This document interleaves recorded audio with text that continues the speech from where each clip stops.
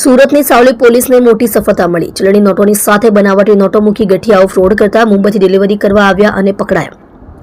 3 બેગમાં 2.5 કરોડ જોઈ સાવલી પોલીસ ચોંકી ઉઠી. સુરતની સાવલી પોલીસને મોટી સફળતા મળી છે. મુંબઈથી બનાવટી નોટો સુરતમાં ડિલિવરી કરવા આવેલા 3 શખ્સોને ઝડપી પાડવામાં આવ્યા હતા, જેમની પાસેથી 2.5 કરોડથી વધુની બનાવટી નોટો મળી આવી હતી.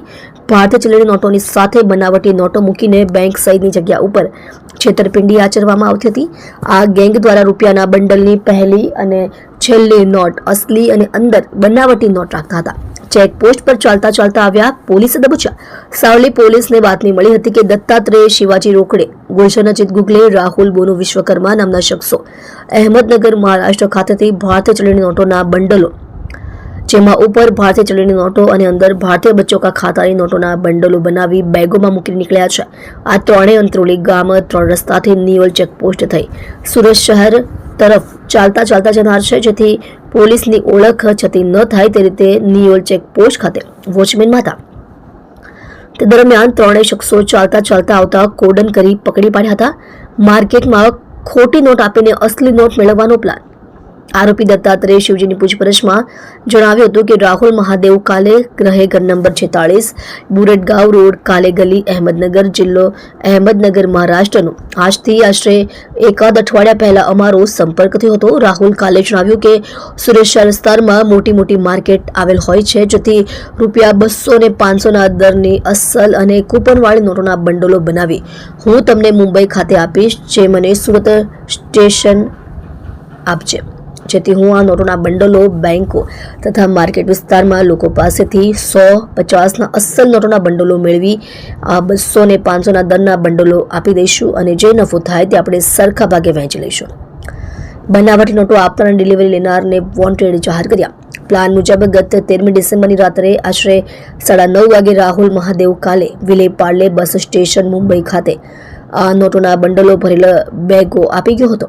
જે બેગો લઈ આજરોજ રાહુલ મહાદેવ કાલેને સુરત રેલવે સ્ટેશન ખાતે આપવા આવ્યા હતા.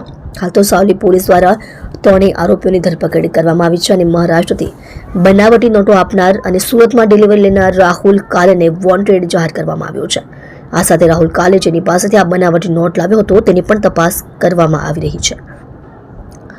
2.5 કરોડની મત્તાનો મુદ્દામાલ કબજે કરવામાં આવ્યો. પોલીસે આરોપીઓ પાસેથી ભારતીય ચલણની તથા ભારતીય બચ્ચો કા ખાતા લખેલ રૂપિયા 500ના દરની 1000 નોટોના કુલ્લે 43 બંડલોમાં મળી કુલ્લે 43,000 નોટો પૈકી રૂપિયા 500ના દરની સાચી નોટો કુલ 86, કિંમત રૂપિયા 43,500ના દરની બચ્ચો કા ખાતા 42,914 નોટો, કિંમત રૂપિયા 00, ભારતીય ચલણની અને ભારતીય બચ્ચો કા ખાતા લખેલ રૂપિયા 200ના દરના 1000 નોટોના કુલ 21 બંડલ મળી કુલ રૂપિયા 21,000 નોટો પૈકી રૂપિયા 200ના દરની સાચી નોટો કુલ 42, કિંમત રૂપિયા 8,200 અને 200ના દરની બચ્ચો કા ખાતા 20,958 નોટો, 3 મોબાઈલ ફોન મળી કુલ 2.5 કરોડની મત્તાનો મુદ્દામાલ કબજે કરવામાં આવ્યો છે.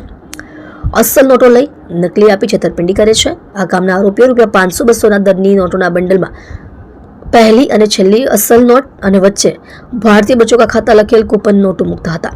આ બનાવટી નોટો બેંકો અને અન્ય જગ્યાએ મોટા પાયે રોકડ રકમની લેતી દેતી થવાની હોય તે સમયે યનકેન પ્રકારે લોકોને જલ્દી પૈસા ભરવા માટે રૂપિયા 100-50ના દરની નોટોની જગ્યાએ રૂપિયા 500 અને 200ની નોટો આપી અને તેઓ પાસેથી 100-50ની અસલ નોટો લઈ બંડલોને લોકોને આપી છેતરપિંડી કરે છે. આ બનાવટી નોટ સુરત પહોંચાડવા માટે ત્રણેયને 10,000 રૂપિયા મળવાના હતા. તમે જોઈ રહ્યા છો SD ન્યૂઝ ચેનલ ફેઝલ શેખની સાથે.